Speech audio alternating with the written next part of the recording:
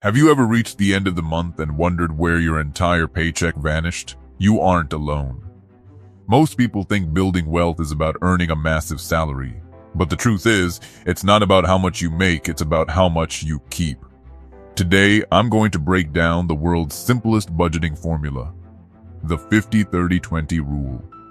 Whether you're a student, a professional, or a business owner, this one strategy will help you stop living paycheck to paycheck and start building real wealth. Let's get started. A. What is the 50-30-20 rule? Created by Senator Elizabeth Warren, this rule is designed to simplify your finances. It divides your after-tax income into 3 clear categories. Let's imagine your take-home pay is 50,000 units a month. Here is how you should split it. B. The 50% needs. The first 50% in our example, 25,000 goes toward your needs. These are the non-negotiables. Your rent or mortgage, utility bills, groceries, transportation, and basic insurance. If your needs are costing you more than 50% of your income, you are likely overextended. This is your signal to either increase your income or find ways to downsize your fixed costs. C. The 30%. Wants. Next is the 30% or 15,000. This is for your wants. This is the lifestyle category. Dining out, that streaming subscription, vacations, or buying the latest gadgets. Wealth strategists aren't about living a boring life. It's about living a balanced life. By capping your lifestyle spending at 30%, you ensure you're enjoying today without sacrificing your future. D.